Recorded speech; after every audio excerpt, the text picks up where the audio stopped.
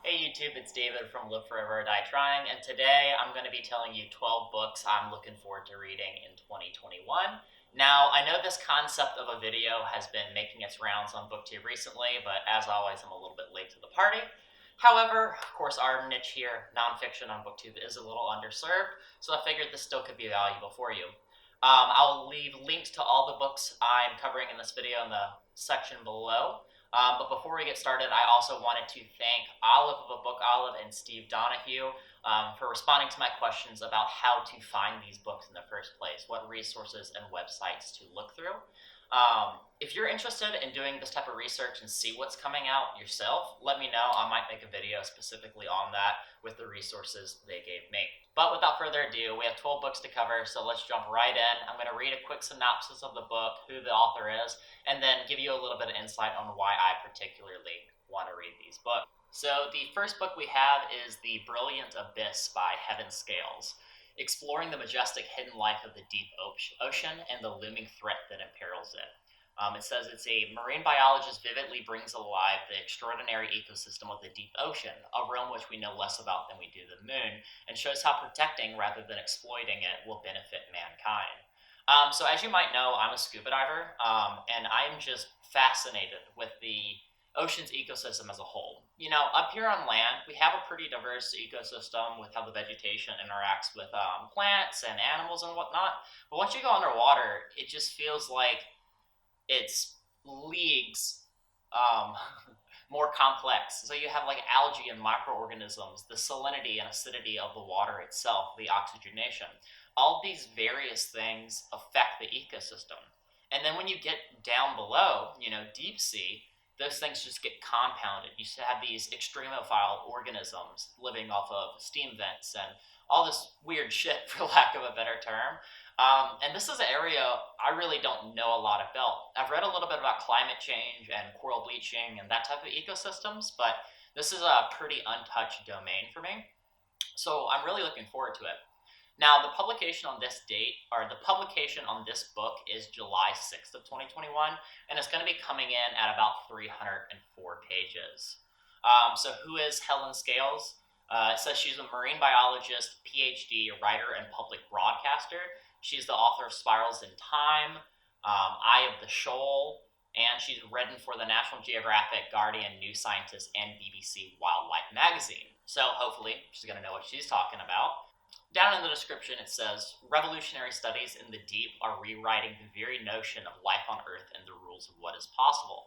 In the process, the abyss is being revealed as perhaps the most amazing part of our planet, with a topography even more varied and extreme than the Earthbound counterpart. So I'm assuming that's going to be talking about like the underground mountain ranges and like volcanic activity.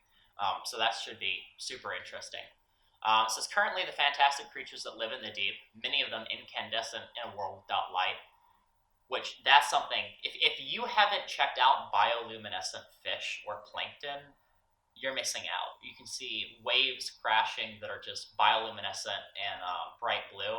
And honestly, it's a bucket list experience if you can ever go scuba diving with these creatures. Of course, we're talking more shallow in my experience, but it's literally like swimming among the stars.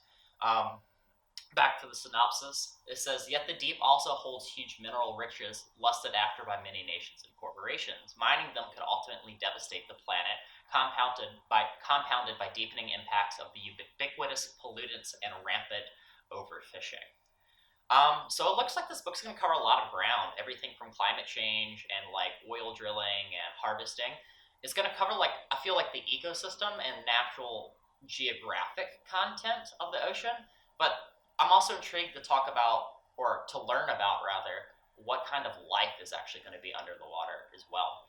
Second up, I have Spirit Tech, the brave new world of consciousness hacking and enlightenment engineering.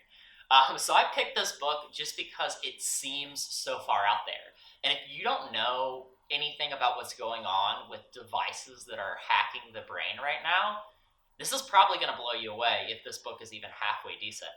Now, I've actually reached out to the publishers, and they're going to be shipping me this book, which I'm super excited about. But before we even get into the description, what I want to talk about, if you have an opportunity, look up like the God helmet. There's this technology that I know of called, I think, transcranial direct magnetic stimulation devices. It's like these little helmets you put on, and it has little nodes on it, and it organizes magnetic fields to a certain part of your brain, and you can make humans do really weird things. So, like, the military right now is trying to figure out how it can make people remember data better, or I guess form new memories would be the regular way of saying that. And it's shown up to like 40% increased like memory retention. But the God helmet, specifically, if you look up that article, it can actually make you have religious experiences, and by targeting a certain area in the brain, which is a fascinating concept in and of itself, because hey, like, is spirituality something that we evolved to have to benefit our survival? Or is it kind of like a device like the eyes? Like, our eyes pick up on something that's already there. Is there already a spiritual realm that we just grew another sense to tune into? Regardless of what you believe, it's a fascinating conversation to have. But let's jump back into the description. So this is written by Wesley Wildman, PhD, and Kate Stockley, PhD. And it says, we rely on technology to manage our health, sleep, relationships, and finances. So it's no surprise we're turning to technological age for the spiritual journey. From apps that help us pray and meditate to cybernauts seeking a fast track to nirvana through magnetic brain stimulation. I want to spoil that I have not read this yet, so I'm happy that it covered what I just tangented about. We are on the brink of the most transformative revolution in the practice of religion, an era in which we harness the power of spirit tech to deepen our experience of the divine. It actually goes down to say you will meet the inventor of the God helmet, who developed a tool to increase psychic skills and overcome fear, sadness, and anger. So I am super excited about this book. I'm not even playing it up for YouTube here. I'm just genuinely thrilled to be able to get my hands on this. So if you're looking to get your hands on this, it comes on sale May 18th of 21. And it comes in at 352 pages. As a reminder, I will leave links to these books in the comment section below. On to book number 3, we have Asteroids, How Love, Fear, and Greed Will Determine Our Future in Space. So if you're around long enough to hear me talking about fully automated luxury communism and this post-scarcity economics, completely different conversation.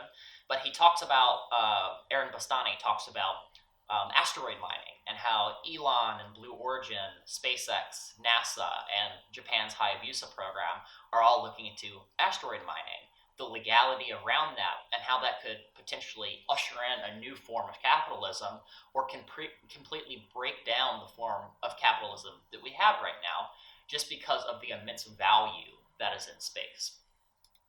So this particular book was written by Martin Elvis and comes on sale June 8th of 21. It's going to come in at 288 pages, so a little bit shorter than some of the other ones we've been looking at so far. And the description of it is a unique, wide-ranging examination of asteroid exploration and our future in space. Human travel into space is an enormously expensive and unforgiving endeavor, so why go? In this successful and authoritative book, astrophysicist Martin Elvis argues the answer to asteroid exploration for motives of love, fear, and greed. Elvis's personal motivation is one of scientific love. Asteroid investigations may teach us about the composition of the solar system and the origins of life. A more compelling reason may be fear, however, a large asteroid hitting our planet. Finally, Elvis maintains we should consider greed, how asteroids hold vast riches, large platinum deposits, and mining them could provide both a new industry and a funding source for bolder space exploration. Elvis explains how each motive can be satisfied and how they help one another, from the origins of life to space billiards and space sports. That sounds sick. Elvis looks at how asteroids may be used in the not-so-distant future. Really hyped about that one as well. Number 4. This one's going to answer some of my own questions. It is this Wi-Fi organic? A guide to spotting misleading science online. I feel like we've seen a lot of this misleading science proliferating in like the age of coronavirus. But we also see a rise in either just or unjust censorship on the internet. This is going to go on a tangent, but you might know that I'm into biohacking and whatnot, people changing their own biology, and there's even a few scientists out here, including George Church of Harvard, who are making DIY corona vaccines that actually produce antibodies. Misleading information about COVID is justly getting censored, but you also have these biohackers that are getting censored as well.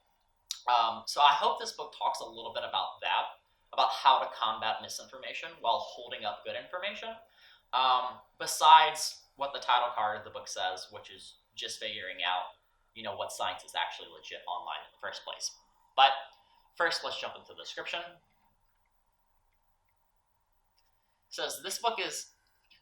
It says this book teaches you the science basics in an easy to understand and applicable way, so that you can spot internet scams and misinformation before they spot you. Is This Wi-Fi Organic is about the science that affects us all. Food, medicine, technology, earth, sea, and sky, light, heat, and fire. Science is the study of everything around us. It has ultimately yielded to all of modernity that is extricable from our everyday experience, from cures of disease to the electricity that we use constantly. But one more impressive scientific breakthrough, the internet, has pervaded and encapsulated pop culture and is making it harder and harder to know what is true and what is not. So I'm hoping this is actually going to be a very actionable book. This is something that I'm going to read and hopefully I can apply to my own personal studies. When I'm looking at supplements for biohacking, or when I'm reading books about, how to exercise better. I feel like the information is going to be applicable not only to internet-based myths and science, but also basically anything in your life. Maybe just help you become a better critical thinker. So this book is going to clock in at 256 pages. Again, pretty short. You figure a few of those pages are going to be citations. And then it is by Dave Farina, on sale March 30th of 2021. Number 5, we have The Myth of Artificial Intelligence, Why Computers Can't Think the Way We Do, by Eric Larson. I've heard his name before, but I'm not sure exactly who he is. The description might tell us a little bit more in a second here.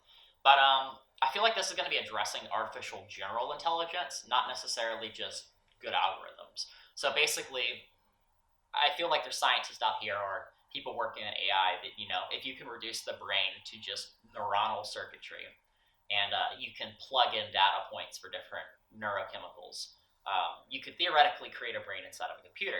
But less than that, if you can just create an algorithm that simulates our thought patterns, maybe you can have a generalized intelligence that you can turn some knobs and really ramp up. So I believe this book is going to show that first concept isn't necessarily possible, and it's not just talking about machine learning and stuff that we already have. So, jumping into the description, Eric Larson takes us on a tour of the landscape of AI to show how far we are from superintelligence and what it would take to get there. Ever since Alan Turing, AI enthusiasts have equated artificial intelligence with human intelligence. This is a profound mistake. AI works in inductive reasoning, crunching data sets to predict outcomes, but humans don't correlate with data sets. We make conjectures informed by context and experience. Human intelligence is a web of guesses, given what we know about the world. We haven't a clue how to program this kind of intuitive reasoning, known as abduction, yet it is the heart of common sense. So, looks like it's going to be a very solid read. This is going to come out April 6th, and it is going to be 320 pages long. For book number 6, I'm hoping my fans of the channel here that liked the Mescaline book by Mike J. are going to get a kick out of this one as well as the next one coming up. So we actually have Drug Use for Grown-Ups by Dr. Carl Hart, Chasing Liberty in the Land of Fear. So before jumping into the description, just some thoughts on the cover of this book, Drug Use for Grown-Ups. We see a lot of research coming out about like psychedelics treating PTSD, MDMA, even marijuana and CBD helping seizure patients and people that suffer from Crohn's disease. So I'm curious if this book is going to talk about like self-medication in that aspect, like a very safe way, or if it's going to talk about kind of the more libertarian sense of drug use, which is that if you legalize it and regulate the market so that you're not having fentanyl overdoses in your cocaine or your Xanax, if it's actually going to save more lives, and even the people using it recreationally are going to be better off with this before you even get into the tax argument. So let's see which angle we're going at. says Hart's argument that we need to drastically revise our current view of illegal drugs is both powerful and timely. When it comes to the legacy of this country's war on drugs, we should all share this outrage. Dr. Carl Hart, Ziff professor at Columbia University and former chair of the Department of Psychology, is one of the world's preeminent experts on the effects of so-called recreational drugs. Dr. Hart is open about the fact that he uses drugs himself in a happy balance with the rest of his full and productive life as a colleague, husband, father, and friend. In Drug Use for Grown-Ups, he draws on decades of research and his own personal experience to argue definitively that the criminalization and demonization of drug use, not the drugs themselves, have been a tremendous scourge on America, not least in reinforcing this country's enduring structural racism. So it seems like it's going to be the latter of those two, but regardless, I'm going to be interested in jumping into this. This is going to actually come out 2 weeks ago, January 12th, 2021, and I do not have the page count on hand, unfortunately. Next up, in a similar vein, we have Ketamine by Bita Magharam, and this is part of the MIT Press Essential Knowledge series. So we're actually going to jump into the description first on this book. It says, Ketamine, the emergence of ketamine, previously known as a combat anesthetic and club drug, as a treatment for depression. Ketamine, approved in 2019 by the FDA, has been touted by scientists and media reports as something approaching a miracle cure. This volume of the MIT Press Essential Knowledge series chronicles the ascent of the drug that has been around for 50 years in previous incarnations. A Vietnam-era combat anesthetic and popular club drug is now being reinvented as a treatment for depression. Bita Magharam, a leading researcher in neuropharmacology, explains the scientific history and biology of ketamine, its clinical use, and its recent discovery of antidepressant effects for the non-specialist reader. That last line I feel like is important. When you're reading a book from like one of these big university, like think tank publishing houses, I'm always kind of concerned about how much I can actually digest out of it. So far, I've had good luck, and I can't complain at all. Mescaline by Mike J. was absolutely fantastic, and this is actually going to be put out by MIT. So I'm hoping that it actually covers similar ground. I'm going to talk about the very interesting history and how the substance came to popularity in the first place, and then what we're learning about it moving forward. This is especially interesting because there's actually a ketamine clinic just 2 hours west of me in like southwestern Virginia, and you start seeing these pop up more and more often. So I'm very intrigued to actually see the science behind this. Now this book comes out fairly soon, February 16th of 21, and I was actually lucky to get a copy of this as well, so I should be covering it soon on the channel. All right, 5 books left. We're on number 7. We have CRISPR People, The Science and Ethics of Editing Humans by Henry Greeley.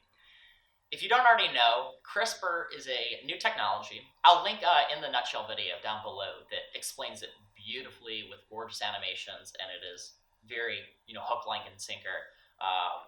Just entertaining. It's infotainment. But CRISPR is a little protein that you can program and give it a set of ACTG DNA sequences to cut out the genome and then replace with a different component. So this could have implications like curing HIV, like what some of the doctors in China have very, contentiously put out research on. They've already started editing human babies, which is, But it has groundbreaking implications. You could get rid of every genetic disease, theoretically, but you can also do very trivial stuff, like choosing the sex of your baby, or choosing its eye color, or giving your baby better muscle tone when he turns into a teenager or a young adult. So you have this scale of effects that can happen once this door is open. You have to figure out where to draw the line in the sand. Most people are probably going to agree that, curing diseases for little to no risk is probably a great thing. Eliminate those diseases out of the human gene pool. But what happens when we get to something like autism?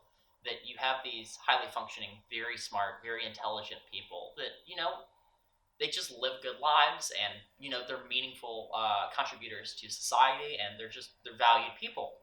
Now, some people see that as an evolutionary advance, but on the other hand, a lot of people stigmatize that group of people. So if you're the parent, they get to make that decision about if this occurs in your child or not. What are the ethics behind that? That's my tangent on it. Let's see what the description says. In November 2018, the world was shocked to learn two babies had been born in China with DNA edited while they were still embryos. A dramatic development in genetics is the cloning of Dolly the sheep in 1996. In this book, Hank Greeley, a leading authority on law and genetics, tells us the fascinating story about this human experiment and its consequences. He explains what Chinese scientist He Jiankui and did and how he did it, and how the public and other scientists learned about and reacted to this unprecedented genetic intervention. So this book is going to come out February 16th.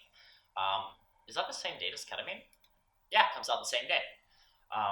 Yeah, this is probably going to be a must-read for anybody even interested in this field, because I feel like this is going to start getting a whole lot more airtime, probably to the same scale that stem cell research had in the early 2000s, and it's going to be important to know about, and it's going to make important decisions. If you're just in your teens now or young 20s, you'll probably be running into this technology maybe around the time you start having kids. Of course, depending on moratoriums and pace of the research and what have you. Number 9, we have The Angel and the Assassin by Donna Jackson Nakazawa. And this is the tiny brain cell that changed the course of medicine. So I actually don't know anything about this book. I read the description earlier, and that's kind of what turned me on to this. So this is named one of the best books of the year by Wired, and it says, until recently, microglia were thought to be helpful but rather boring, housekeeper cells of the brain. But a recent groundbreaking discovery has revealed that they connect our physical and mental health in surprising ways. When triggered, and anything that stirs up the immune system in the body can activate microglia, including chronic stressors, trauma, and viral infections. They contribute to memory problems, anxiety, and depression, as well as Alzheimer's. Under the right circumstances, however, microglia can be coaxed back into being angelic healers, able to make brain repairs in ways that help alleviate symptoms and hold the promise to one day prevent disease. I feel like this is going to be a pretty interesting field of study that is just opening up for the first time. We already know about a lot of neurons and receptors and pathways in the brain, as well as gray matter. We have studies from Buddhist monks and people that meditate showing how increased gray matter can change the brain. And if we can understand this better, hopefully we can leverage this to better mental health. This book has actually come out last week, January 19th, and I will link in the description to this book as well. Number 10, we have The Reality Bubble, How Science Reveals the Hidden Truths That Shape Our World by Zia Tong. This actually has come out as well on January 5th. And the description is, our naked eyes only see a slither of reality. We are blind in comparison to the X-rays that peer through our skin, the mass spectrometers that detect dead inside the living, or the high-tech surveillance systems that see with artificial intelligence. We are also blind compared to animals that see infrared or ultraviolet, or in 360 vision. These animals live in the same world we do, but they see something quite different when they look around. With all the curiosity and flair that drives her broadcasting, Zia Tong illuminates the hidden world and takes us on a journey to examine 10 of humanity's biggest blind spots. So this looks more like a nature book, but since it also talks on artificial intelligence, that's going to be very interesting as well.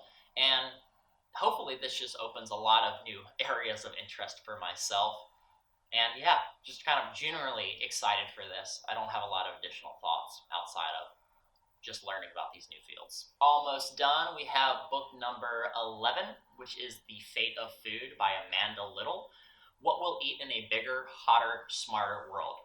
Have not read the description on this yet, so what I'm hoping for in this book is that we're going to be touching on like hydroponics, sustainable and regenerative agriculture, as well as touching on climate change and how that's going to affect biodiversity. It has an apple on the cover. In Michael Pollan's The Botany of Desire, we actually learned that, the apple was on the verge of extinction due to diseases and lack of genetic diversity. So let's jump into the description and see how close those thoughts are. So it says, climate models show us that global crop production will decline every decade for the rest of this century due to drought, heat, and flooding. Well, that is terrifying. Water supplies are in jeopardy, also terrifying. Shout out Nestle. Meanwhile, the world's population is expected to grow another 30% by mid-century. I believe we're supposed to cap out around 11 billion-ish. So, How really will we feed 9 billion people? I was wrong. In the coming decades, Amanda Little, a professor at Vanderbilt University and award-winning journalist, has spent 3 years traveling through dozens of countries and many U.S. states in search to answer this question. Her journey took her from an apple orchard in Wisconsin to a remote-controlled organic farm in Shanghai, from Norwegian fish farms to famine-stricken regions in Ethiopia. The race to reinvent the global food system is on, and the challenge is twofold. We must solve the existing problems of industrial agriculture while preparing for the pressures ahead. Through her interviews and adventures with farmers, scientists, activists, and engineers, Little tells us the fascinating story about human innovation and explores new and old approaches to food production while charting the growth of a movement that could redefine sustainable food on a grand scale. She meets small permaculture farmers and big food executives, botanists studying ancient superfoods, and Kenyan farmers growing the country's first GMO crop. Gonna tangent. I love permaculture. It's been something that I've been really looking forward to learning more about ever since we had the civil unrest and looking at financial issues. It's always fun to read about collapse scenarios, but don't dig too deep into the hole because you'll just give yourself anxiety. But permaculture, regenerative agriculture, and just forming ties in the community and everything that is around that is fascinating. Look into that yourself if you have even a hint of interest in that. Back to the description. She travels to places that might seem irrelevant to the future of food, yet surprisingly play a critical role. A California sewage plant, U.S. Army research labs, and even the inside of a monsoon cloud above Mumbai. Little asks tough questions. Can GMOs actually be good for the environment and us? Are we facing an end to eating animal meat? And what will it take to remove harmful chemicals from farming? How can a clean, climate-resistant food supply be accessible to all? Throughout her journey, Little finds and shares a deeper understanding of the threats of climate change and encounters a sense of awe and optimism about the lessons of our past and the scope of human ingenuity. Really interested for that. This is going to come out January 12th. Don't know if I said that yet. And on to the final book. We have Exercise by Daniel Lieberman. Now, Daniel Lieberman is a name that I've seen around a lot, but I haven't read a book from him yet. This has actually come out as well. Link in the description below. Being released on January 5th of 2021. I'm going to jump right into it. If we are born to walk and run, why do most of us take it easy whenever possible? Does running ruin your knees? Should we do weights, cardio, or high-intensity training? Is sitting the new smoking? Can you lose weight by walking? And how do we make sense of the conflicting, anxiety-inducing information about rest, physical activity, and exercise in which we are bombarded? In this myth-busting book, Daniel Lieberman, professor of human evolutionary biology at Harvard University, is a pioneering researcher on the evolution of human physical activity, tells the story about how we never evolved to exercise, but to do voluntary physical activity for the sake of health. Using his own research and experiences throughout the world, Lieberman recounts without jargon how and why humans evolved to walk, run, dig, and do other necessary but rewarding physical activities, avoiding needless exertion. So I look forward to using the information in this book, coupled with some of the other fitness books I have, to just learn more about the human body. I feel like it's going to give me a similar vibe to The Body by Bill Bryson, and all in all, just really interested to learn more about ourselves. So yeah, that's the top 12 books I'm looking forward to in 2021. I hope I'll get to all of these pretty easily and read before the end of the year. Hopefully I can do a wrap up at the end of the year to see how close my predictions were to my expectations. And I look forward to covering these in wrap-ups in the near future. I'll repeat it one more time. There is links in the description to find all of these books. They are affiliate links, so I do get a small cut. But if you want to take the extra energy, go to bookshop.org. You can donate or send a portion of your order to local bookshops, or you can actually use smile.amazon.com to, instead of sending me affiliate payment, you'll actually donate a portion of your order to a charity of your choice. I personally recommend the SENS Research Foundation. They're going to be studying cures for senescent cells and basically just helping human longevity progress. If you are looking forward to any of these books, also leave a comment down below, or if you have any other releases that you're looking forward to that I didn't cover, drop those below as well. I'll take a look, possibly put them on the TBR. And as always, you can like and subscribe to help support the channel, push me along the algorithm, and get me in front of more people. But that's all I got for you today. Soon I should be filming my wrap up as well as my TBR for February. So I'll see you soon. Peace.